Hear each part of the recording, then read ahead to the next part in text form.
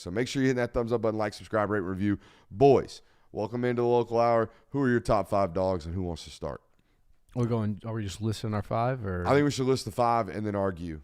Okay, I can go first. Or should we do whether or not this is consensus? All right, so let's do this. I think number 1's consensus. I don't know that it is. All right, so let's start. Go ahead. I don't know. Jonathan, you're up. Go ahead, Joe. Because it wasn't just, for me, it wasn't just You're start. up. With, Let's okay. go. All right, I went Carson Beck number 1. Okay. Yep. I did not. Okay, see? Exactly. Go ahead. Malachi Starks number 2. Fair. Michael Williams number 3. Okay. Smile Monday number 4. Uh-huh. Tate Ratledge number 5. Okay, you and me have 4 and 5 flipped, and everything else is the same. All right, so I have an outside looking in. I got all kinds of stuff. Outside looking in, I have Tyron Ingram Dawkins, who I think is a drastically underrated football player. So these are like your honorable mentions? Yeah. Okay. They're outside the top 5. They're looking in. Gotcha. I like that pick. These are first out. Trevor Etienne, I think is a top 10 football player on this roster this year. I have Tate Ratledge on the outside looking in. How about Warren Brinson? How about Warren Brinson being on the edge here? I think Warren Brinson's going to have a big year. He could finish the year, like 12 months from now, Dude, he could be a top 5 player on the team. I think he was like second on the team in sacks this last year. He could have doubled it. Okay, yeah, and turned down like 7 TFLs last year. All right, so here's my actual top 5. Starting 5, going to 1. We got to build some suspense. Let's hear it. I like the number 5, C.J. Allen. Mm-hmm. C.J. Allen, top 5 football player on this team. That's interesting. He would have been on the outside looking in for me. I wanted to put C.J. Allen in, but Smile Monday's experience and the fact that he's been doing it for close to 3 years now, maybe put him in over him. I got Smile Monda number 4. Okay, well, that makes sense then. Yeah. Smile Monda number 4, and just a shock to me that he's back for a 4th year. Very surprising. I mean, it's even stunning. NFL draft mocks are shocked because some people, I think, didn't know that he was returning. Yeah. I mean, a tremendous keep for the Dogs, and a much needed one. For sure. Number 3, I have Michael Williams. Number 2, I have Carson Beck. Number 1, I have Malachi Starks. Now, can you guess who I think is the most important player going into 2024? It's got to be Carson Beck. It is not. Really? Most important. We've talked about this.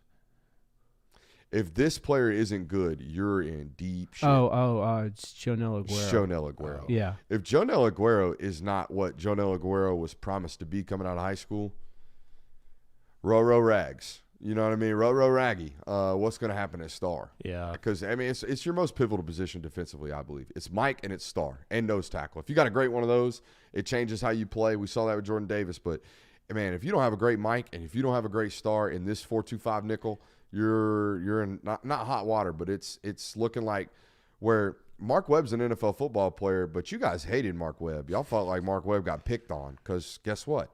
If that guy's not good, they attack that. So you got to be good there. So my only question would be, what do you look at as like the 2021 defense? Whereas like I think it's the gold standard. Their star position was kind of a question mark through the whole season. Like Dan Jackson got some reps there. Latavius Brini got reps. Like the star player that year never really. Oh yeah, that was Otis, not Otis Reese. That was William Poole. Yeah, William Poole. That was William Poole year. That was just trying to patchwork the position. They flip-flopped a lot. Mm-hmm. So could you not have that kind of year this year? You could, and I thought at times there were exposures on Georgia, most notably the SEC championship game. Oh yeah, at that spot, right? Jamison Williams in the slot was like 180 before he blew the knee out.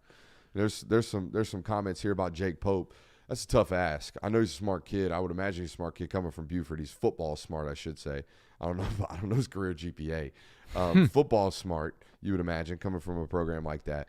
But to ask that kid to completely absorb the star position in 8 months when you know he played safety at Alabama, that's a tough ask. Yeah. Yeah, if those two didn't pan out, then it seems like your last cry for help. Ja'Cory Thomas, yeah. Cross-trained David Daniel, which I would imagine is what they're doing now. Gotta be. I mean, you have to be cross-training Dan Jackson. Yeah. I mean, maybe a Justin Rhett cross-training there as well. You got to do a lot of it. Yeah, they got thin real quick back there, in my opinion. Yeah. I think what would have solved all these issues is maybe you take some of your high school funding and you pay Bullard to come back, and then he plays star again, and then you're okay. Everything's solved. Mm-hmm. But that wasn't the case, right? So it is what it is. So you actually think that Well, no, you said Malachi Starks was number one. Mm-hmm. Why do you have Malachi over Carson Beck? I just think he's a better football player. Okay. So you did it based on like talent. Yeah. Okay. And that's why I threw in the most important discussion because obviously the quarterback's important. Yeah. But I think Malachi Starks is the best player at Georgia. Yeah, I think Carson Beck's value to the team as a whole puts him in the number one spot. But I do agree, Malachi Starks is the much better football player. And that's why I said I didn't think it's exactly just clear cut of who's number one because I initially put Malachi and then I was like, I'm actually going to put Carson Beck because if Carson Beck does ball out like we think he will this year, that's a first overall pick potentially next year. I think there's a chance that Malachi might be like the best defensive player we've watched. I think there's a chance he goes to the NFL and is just like a multi-time All-Pro. He is to the safety position at Georgia what Roquan is to the linebacker position. Ooh, I like that comment. He could be. You know what I mean? That opportunity is on the table, more so than anybody else in the room. Like KJ's got a tremendous ceiling. I don't foresee KJ turning into 100% of Malachi.